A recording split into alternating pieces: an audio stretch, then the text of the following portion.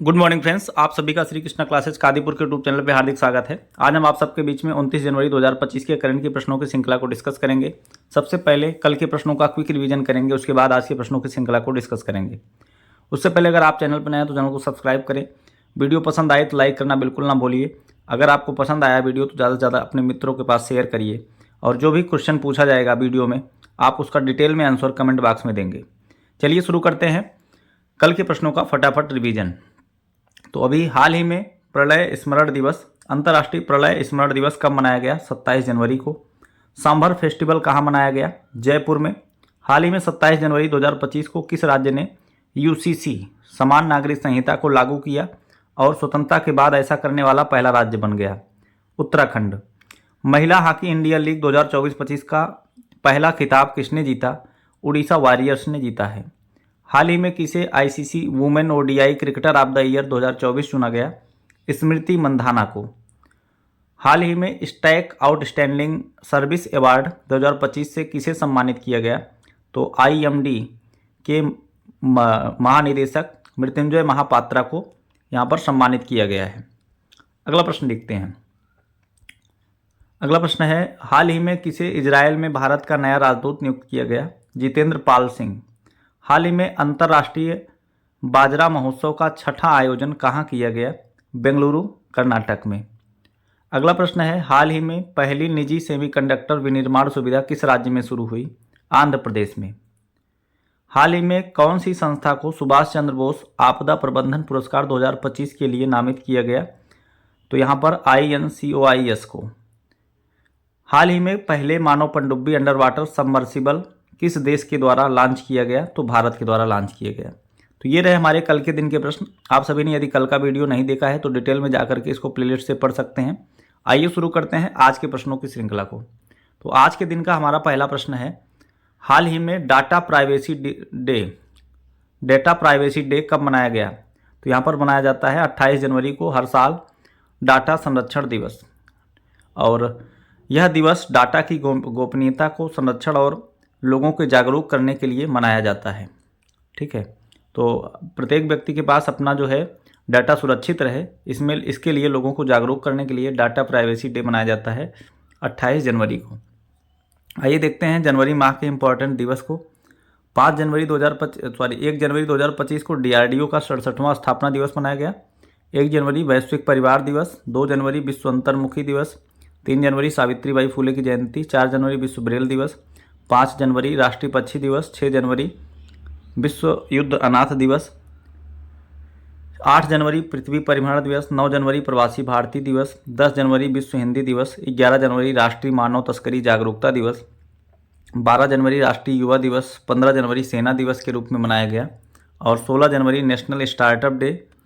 19 जनवरी Coke बरोग दिवस। 20 जनवरी penguin जागरूकता दिवस। 21 जनवरी को मणिपुर, मेघालय और त्रिपुरा का स्थापना दिवस मनाया गया। 23 जनवरी पराक्रम दिवस। 24 जनवरी राष्ट्रीय बालिका दिवस। 24 जनवरी को ही उत्तर प्रदेश का स्थापना दिवस मनाया गया। 25 जनवरी को राष्ट्रीय मतदाता दिवस। 25 जनवरी को राष्ट्रीय पर्यटन दिवस। 26 जनवरी अंतर्राष्ट्रीय सीमा शुल्क दिवस और अंतर्राष्ट्रीय स्वच्छता दिवस, स्वच्छ ऊर्जा दिवस। 27 जनवरी को अंतर्राष्ट्रीय प्रलय स्मरण दिवस के रूप में मनाया गया। आइए देखते हैं अगला प्रश्न। अगला प्रश्न है, रिलायंस इंडस्ट्री किस राज्य में सबसे बड़ा डेटा सेंटर बनाएगी? इसका जवाब हो जाएगा गुजरात। तो अभी तक दुनिया का सबसे बड़ा डेटा सेंटर गूगल के पास है और उससे भी बड़ा डेटा सेंटर बनने जा रहा है रिलायंस इंडस्ट्री। तो रिलायंस इंडस्ट्री गुजरात के जामनगर में दुनिया का सबसे बड़ा डेटा सेंटर बनाने जा रहा है। यह एक महत्वाकांक्षी परियोजना है जो भारत को डिजिटल बुनियादी ढांचे में एक क्रांतिकारी बदलाव लाने में सक्षम है। 1 गीगावाट की क्षमता वाला यह सेंटर दुनिया का सबसे बड़ा डाटा सेंटर होगा। ठीक है, तो वहाँ पर स्थापित हो रहा है गुजरात के जामनगर में। इसको आपको ध्यान में रखना है। तो आइए देखते हैं गुजरात के बारे में कुछ स्टैटिक पॉइंट को। गुजरात की राजधानी होती है गांधीनगर। मुख्यमंत्री हैं भूपेंद्र भाई पटेल। राज्यपाल हैं आचार्य देवव्रत। यहाँ पर गिर राष्ट्रीय उद्यान है, वंसदा राष्ट्रीय उद्यान है, मरीन राष्ट्रीय उद्यान है जिसको समुद्री राष्ट्रीय उद्यान के नाम से भी जाना जाता है, बेलावदार राष्ट्रीय उद्यान है। यहाँ का लोक नृत्य है गरबा। यहाँ पर बनास बांध है, दंतीवाड़ा बांध है। ठीक है, तो अभी आइए देखते हैं कुछ करंट अफेयर के बारे में। प्रधानमंत्री नरेंद्र मोदी जी ने सूरत में जल संचय जन भागीदारी कार्यक्रम शुरू किया। केंद्रीय मंत्रिमंडल ने गुजरात के साणंद में एक नए सेमीकंडक्टर संयंत्र को मंजूरी दी है। हाल ही में केंद्रीय पर्यावरण मंत्रालय ने स्वच्छ वायु सर्वेक्षण 2024 में सूरत शहर को शीर्ष पर रखा है। गरबा को यूनेस्को की विरासत सूची में शामिल किया गया। वर्धा वन्यजीव अभ्यारण्य एशियाई शेरों का दूसरा आवास बना है। हस्तशिल्प घरचोला को भौगोलिक जीआई टैग यानी भौगोलिक संकेत जिसको कहते हैं जीआई टैग मिला है। यूएस की chip company micro semiconductor assembly Gujarat में स्थापित करने जा रही है। केंद्रीय जल शक्ति मंत्री CR पाटिल ने गुजरात की सूरत में पहले सेमीकंडक्टर असेंबली का उद्घाटन किया। ठीक है, इतना सब चीज़ें आपको गुजरात से याद रखनी है। अगला प्रश्न देखते हैं, किस पूर्व खिलाड़ी को ऑस्ट्रेलिया के हॉल ऑफ फेम में शामिल किया गया? तो माइकल क्लार्क, तो ऑस्ट्रेलिया के पूर्व कप्तान भी रहे हैं, इनको अभी ऑस्ट्रेलिया के हॉल ऑफ फेम में शामिल किया गया है। तो पूर्व कप्तान माइकल क्लार्क ऑस्ट्रेलिया के क्रिकेट के हॉल ऑफ फेम में शामिल होने वाले नवीनतम क्रिकेटर बन गए हैं। वे इस सूची में शामिल होने वाले 64वें क्रिकेटर बने हैं। ठीक है, तो बात करते हैं, ऑस्ट्रेलिया की राजधानी होती है कैनबरा और यहाँ की मुद्रा है Australian dollar. Great barrier reef जो कि स्थित है ऑस्ट्रेलिया में, ग्रेट विक्टोरिया मरुस्थल भी स्थित है ऑस्ट्रेलिया में। ग्रेट बैरियर रीफ जिसको जो है कोरल रीफ है एक, यह प्रशांत महासागर के पूर्वी तट पर स्थित है ऑस्ट्रेलिया में। ठीक है, आइए देखते हैं अगला प्रश्न। अगला प्रश्न है, सरकार द्वारा कब तक 10,000 जीआई टैग का लक्ष्य रखा गया है? तो यहाँ पर हो जाएगा 2030। तो भारत सरकार ने अभी 2030 तक 10,000 जीआई टैग वाले प्रोडक्ट को लॉन्च करने का लक्ष्य रखा है। अभी तक भारत के पास कुल 605 भारतीय उत्पादों को जीआई टैग मिला है। जीआई टैग का मतलब होता है, जी का मतलब होता है जियोग्राफिकल, आई का मतलब होता है इंडिकेशन, भौगोलिक संकेतक इसको हिंदी में कहते हैं। तो भारत 2030 तक भारतीय उत्पादों के लिए 10,000 भारतीय भौगोलिक संकेत यानी जीआई टैग का लक्ष्य रखा है। उद्योग और आंतरिक व्यापार संवर्धन विभाग जिसको हम DPIIT के कहते हैं, DPIIT का मतलब department for promotion of industry and internal trade, तो उसी को हिंदी में कहते हैं उद्योग और व्यापारिक आंतरिक व्यापार संवर्धन विभाग के अनुसार अब तक 605 भारतीय उत्पादों को जीआई टैग जारी किया गया है। जीआई टैग पाने वाला भारत का पहला उत्पाद था, 2004 में इसको मिला था दार्जिलिंग की चाय। जीआई टैग के लिए कानूनी ढांचा संसद द्वारा पारित भौगोलिक संकेत पंजीकरण अधिनियम 1999 द्वारा निर्धारित किया जाता है और भौगोलिक संकेत रजिस्ट्री ऑफिस है चेन्नई तमिलनाडु में। ठीक है, और ये 10 साल के लिए किसी भी प्रोडक्ट को दिया जाता है। और जीआई टैग जो होता है किसी विशेष प्रोडक्ट का के द्वारा उस स्थान का नाम जो है फेमस करने के लिए दिया जाता है। जैसे कि अलीगढ़ का ताला, तो अलीगढ़ का ताला जो है, ताला तो बहुत है लेकिन अलीगढ़ का ताला जो है ज़्यादा मशहूर है, तो उस जगह से अलीगढ़ का भी नाम फेमस हो रहा है और ताले के लिए मशहूर हो रहा है। इस ऐसे जो है इस भौगोलिक स्थिति को भी प्रसिद्ध करने का काम करता है जीआई टैग। ठीक है, तो आइए देखते हैं अगला प्रश्न। अगला प्रश्न है, हाल ही में KM चेरियन का निधन हुआ, इनका संबंध किस क्षेत्र से था? इसका जवाब हो जाएगा चिकित्सा। तो विश्व प्रसिद्ध हृदय रोग विशेषज्ञ डॉक्टर KM चेरियन का बेंगलुरु में अभी 82 वर्ष की उम्र में निधन हो गया है।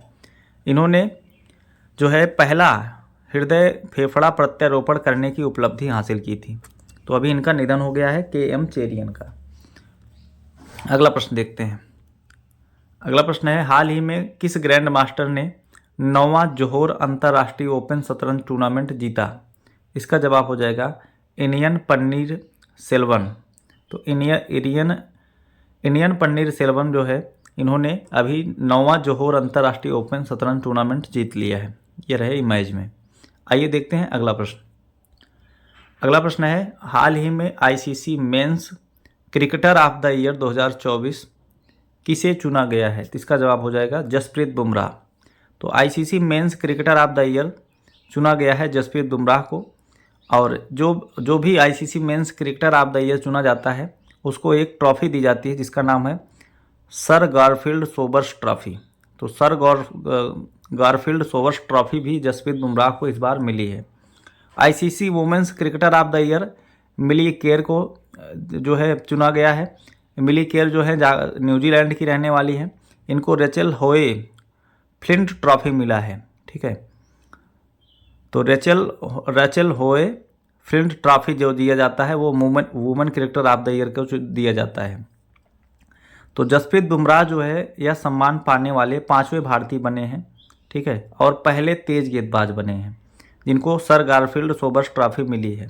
सबसे पहले सर गारफील्ड ट्रॉफी मिली थी राहुल द्रविड़ को 2004 में, सचिन तेंदुलकर 2010 में, आर अश्विन 2016, विराट कोहली को 2 बार मिला है 2017 और 18 में।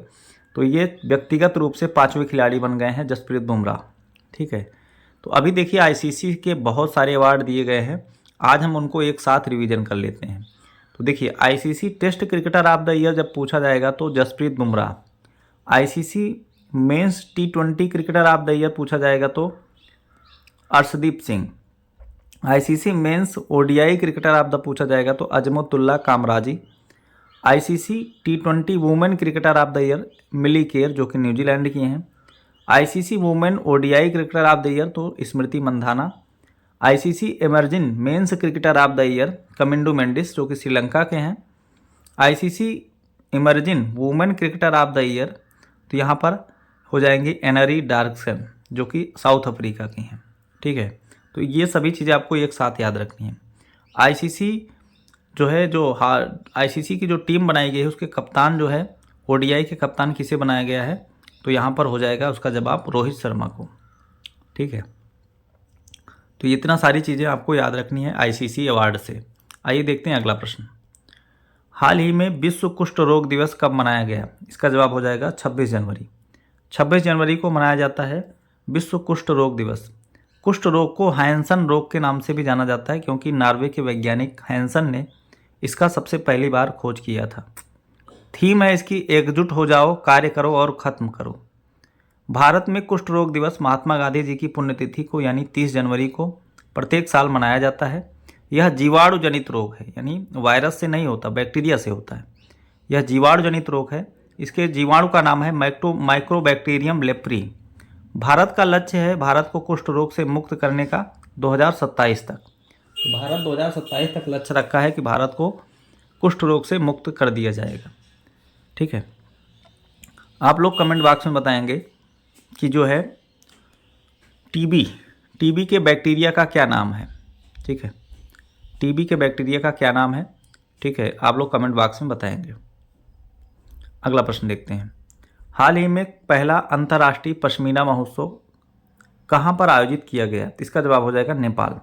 तो नेपाल के च्याङ्ग्रा पश्मीना को बढ़ावा देने के लिए अपना पहला 3 दिवसीय अंतर्राष्ट्रीय पश्मीना महोत्सव आयोजित किया। नेपाल उच्च गुणवत्ता वाले प्रमाणिक पश्मीना का प्रमुख उत्पादक है।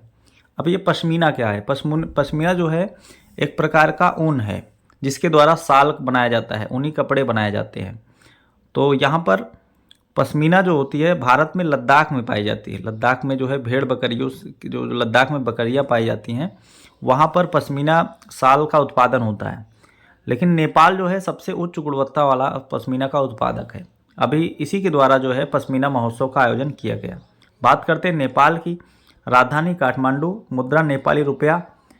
यहाँ पर संसद का नाम है जो है राष्ट्रीय पंचायत नेपाल की संसद का नाम है। केपी शर्मा ओली यहाँ के प्रधानमंत्री हैं। राष्ट्रपति हैं रामचंद्र पौडेल। अभी नेपाल का याला ग्लेशियर चर्चे में था जो कि 2040 तक समाप्त हो जाएगा, खत्म हो जाएगा। मतलब यहाँ पर बहुत चर्चित विषय बन गया है, इसको रेड डाटा में शामिल कर लिया गया है। नेपाल ने army chief general Upendra Dwivedi को अपनी सेना का मानद उपाधि दिया है, जनरल की उपाधि दिया है, यानी अपने देश के जो आर्मी चीफ हैं उपेंद्र द्विवेदी को। अशोक राज सिगडेल नेपाल के नए सेनाध्यक्ष बने हैं। नेपाल अंतर्राष्ट्रीय सौर गठबंधन में शामिल होने वाला 101वां देश बना है।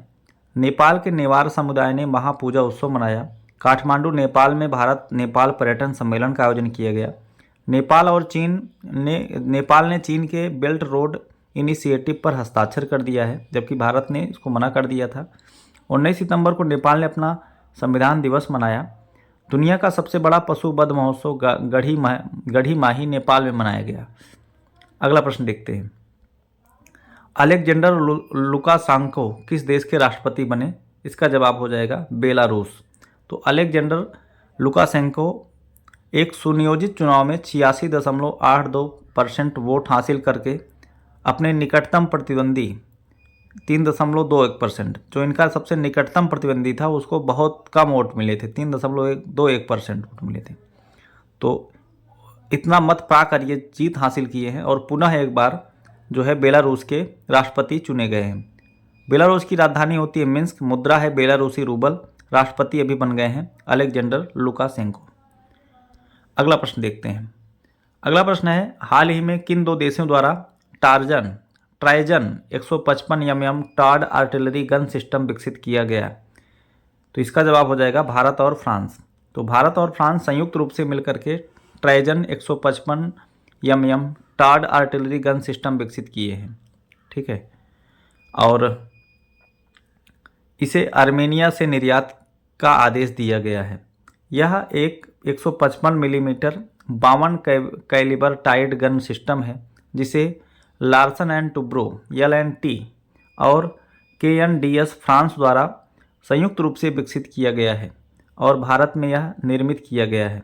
इस गन की रेंज 40 किलोमीटर से अधिक है जो गोला बारूद पर निर्भर करती है और यह आधुनिक युद्ध के लिए डिजाइन की गई है।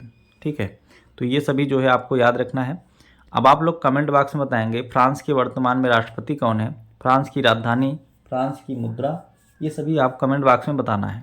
ठीक है, बस आज के दिन के करंट की प्रश्नों की श्रृंखला यहीं पर समाप्त होती है। आप सभी को वीडियो कैसा लगा कमेंट बॉक्स में ज़रूर बताएंगे।